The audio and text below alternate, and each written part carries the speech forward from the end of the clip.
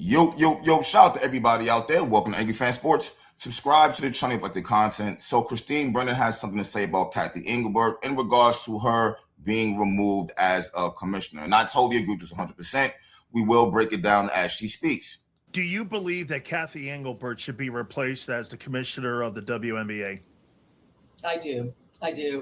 I've known Cathy for a while. I like her. She's a woman in a man's world. She ran Deloitte. We're a few years apart in age. I totally respect that as someone who had a lot of that, being the only woman in the press box or whatever. University of Miami, as you know, and other places, maybe one or two of us, and that was the only one in the locker room, etc. So I respect her background and her leadership and this great resume that she has. I don't get this. I don't get it at all. The paralysis, the inability to, I will not even editorialize. I will say the facts. The number of times that Cathy Engelbert has been asked by journalists, John Wertheim with 60 Minutes as an example, asked about Caitlyn Clark, and then her answer is, well, Caitlyn and Angel. And John Wertheim, to his great credit, wonderful friend and obviously great colleague, says, no, I didn't ask you about Angel. I only asked you about Caitlyn. And then in her, the WNBA play. See, they didn't want Caitlyn Clark to be bigger than the WNBA, even though we know she is. You know what I'm saying? The whole Angel Reese situation, they tried to capitalize off of their back and forth. So they tried to, let's be real here. We watched them leave Angel Reese in the games while all the other starters were on the bench, just so she could get a double-double, just so we can try to hype it up like it's who's going to win Rookie of the Year type of situation, where it was common sense who was better.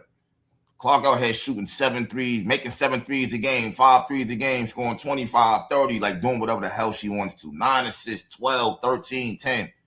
While Angel was over there struggling, really trying to get a double-double. And then they didn't even make the playoffs. Let's be all the way real here. See, I feel like Cathy, she has 3 main reasons, in my opinion, why she should be fired. You know what I'm saying? And let's be real here. I understand it has to be hard to be over Clark. And the reason why I feel like that is because you're the commissioner. You've been trying to get the WNBA lit for a nice long time. You wanted people to care. People haven't really cared. Let's be all the way real here. Now here comes one player who just destroyed college. Now she's in your league. You don't want it to look like, all right, she's better than everybody here, and we're just a regular league with not really talented people, which is what it kind of looked like her rookie year. You know what I'm saying? You allowed her to get beat up. Number one, it started with the schedule.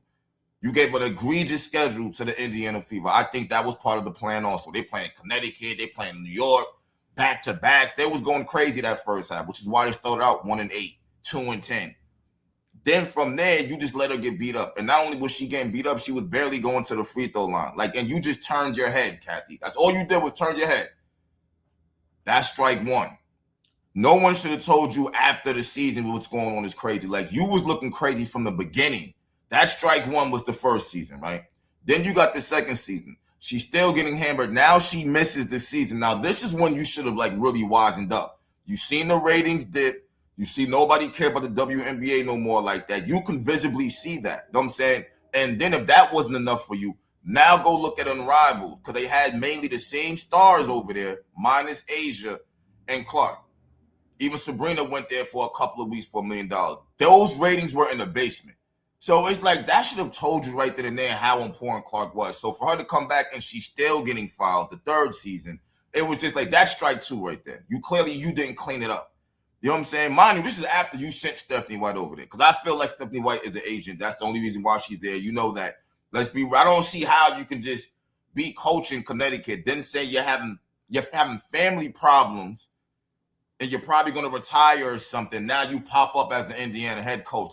They got to be some type of something there. Did they pay you Connecticut or something to get you out the contract? What happened? You know what I'm saying? But anyway, now you didn't clean it up. So that's strike two for you. Because it doesn't take no 4, 5, 6 seasons to realize what's going on here. When the same person is getting targeted, it's common fucking sense. And then the referees they're the same referees.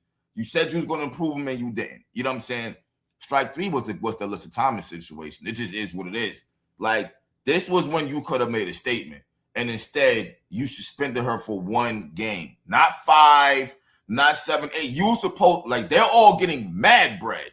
Hell, listen, Tommy's getting $1 million now. That's because of Clark. You were supposed to be like, oh, hell no. No.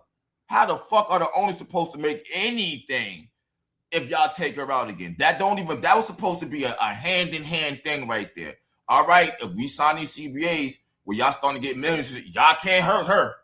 There's no way y'all can hurt her. And the numbers would have backed it up. And you played yourself by giving out that 1-game suspension. Time is short, B. Time is short. Don't nobody got time to be wasting season after season after season for you to get it right, I feel like, at this point. And this is why I say it got to be hard to be over Caitlyn Clark, because it's like she commands so much attention and people want to see her play. You don't know what the fuck to do with yourself, Cathy. You're so used to the WNBA being one way, where y'all pushing this agenda and pushing that agenda. And a lot of the people coming here now, they don't care about none of that shit. They just want to see basketball. Like, straight up. Paige is here now. Angel Reese is here now. Olivia Miles is here. Hannah, her doggo's coming. Like, these players who's come, they gonna be balling. Like, you better figure this shit out quick. I mean, playoffs I covered in the finals in 2024 went on and on about all the things that had happened that year: record-breaking attendance, the TV viewership, moving to bigger arenas, all because of one person, Caitlyn Clark. And throughout that, I think it was close to 20 minutes, 18, 19 minutes, Cathy Engelbert never said the words Caitlyn Clark, never uttered her name.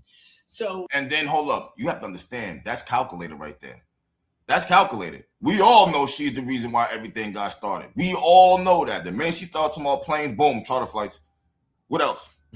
What do we know it's because of her. For you to talk 15, 20 minutes about all the positivity that's going on in 2024 and not mention Caitlyn Clark's name, oh man, that's a lot of dancing you was doing. Something's going on and leadership is needed. And when you have a void like this, the void is filled with anger and aggression, and you get things like that picture that's going to last forever of Alyssa Thomas's fist on the throat of Caitlyn Clark, the woman who's responsible for the charter flights and more money, at least in some ways, with the collective bargaining agreement that Alyssa Thomas is getting. So that fist to the throat, and also kneeing her groin beforehand, and then the very weak penalty. You know, that's the other thing. Slap on the wrist. Yeah. $1,000 fine for a woman, Alyssa Thomas, making $1,000 fine. 1.2 million this year, obviously because of the increase in interest and the salaries, in part because of Caitlyn, large part because of Caitlyn Clark, and also just a 1-game suspension when it should have been, I think, at least 10 games. And then it's not even just that. It's just, like she said, that pitch is going to last forever. That was a terrible look for the WNBA right there. Terrible. There's no way in hell there should not have been a stiffer penalty for that. Just on the strength that you got this league looking crazy now doing that dumb shit. But this goes back on Cathy. I'm telling you, once Stephanie White said, we know there's a level of physicality that could be had on Clark. We knew it as an opponent. We know it. I'm her coach now. I'm not knowing. It's just like, why is that? Like no one asked her that. What you mean we know there's a level of physicality? Like, how do we know that? Was the memo sent? Because we seen damn near every team try to bully her. Like, every team. I could see if it was just one team or two. No. It seemed like the whole league was against it. Let me tell you something, bro. That 2024 rookie season for Clark, that shit was hard to watch. I don't know about y'all. That was hard to watch for me, man. I got tired of watching her get up off the floor. It was just like, wow, y'all for real? Like, y'all for real? That's how I knew they wasn't making no money, because they wasn't playing like they was making a lot of money. They was playing like they didn't give a fuck. So I felt the commissioner got to step down, because once she steps down, I feel like all this other bullshit gonna stop. And they're gonna make it about basketball. They're not gonna care about you trying to be the face of this or you being the face of that. But like I said, like I keep saying, there needs to be another league that can be in direct competition with the WNBA. There has to be a league where you can watch basketball and not worry about all this other goofy shit. There has to be. It has to be. And the way that Cathy, and then Cathy, for you to be trying, and I know that she hates the fact that it's Clark who did all these things. She wanted it to be her. That's that emotional shit. You know what I'm saying? She's not thinking logically. Then she wants to duck and dodge the hard questions. Like that's supposed to be fixing anything. Like, come on, man. I don't know, man. I don't know. Let me know. Do you think she should get another chance? I gave her 3 3 chances where it's just like, no, man, you got to go. The first year, you didn't do nothing. Then you watched her get hurt and came back, and the refs still weren't no better to the point she's still not getting called. Like, do y'all realize, B, Clark's rookie season, if she actually was going to the free throw line, she probably would have averaged like 30. Like, word. You be seeing Asia Wilson and Breonna Stewart and them getting 10, 12, 14 free throws, 15 free throws. Bro, Clark was getting hammered more than everybody. What? She would have had like 10 points in free throws alone. There was games where she was dropping 30, 35. Like, what? They was trying everything in their power to hold it back, B. And that's why I made a channel, because it was just like, nah, this some bull. I can see through it. I can see through it. They not even, bro, they were literally walking up to Clark trying to start anything. Trying to start anything with her, because she was busting their ass out there. Let me know what y'all think. Do you think Cathy Engelbert has fucked up enough to the point that, like, she should just be let go? And it sucks, because I know in Cathy's mind, she's thinking like, yo, if Clark never came here, wouldn't nobody be talking about me getting fired right now? You know what I'm saying? Just like Stephanie White. That's why she's always talking down online. But I don't have any sympathy for Stephanie White, because you ran your ass over here. You ran your ass over here. So I don't have any sympathy for her. You know what I'm saying? But I don't know, man. It got to be hard being over Clark. But at the end of the day, like we want to watch her play. And Stephanie White, you done went and made it about motherfucking Kelsey Mitchell so much and split this the damn team in half. Down the middle, half think it's Kelsey's team, the other half, no, it's Clark's team. It's just like you came and just fucked everything up. We are nothing like what we was in 2024. And the wild thing about it is her rookie season was so crazy.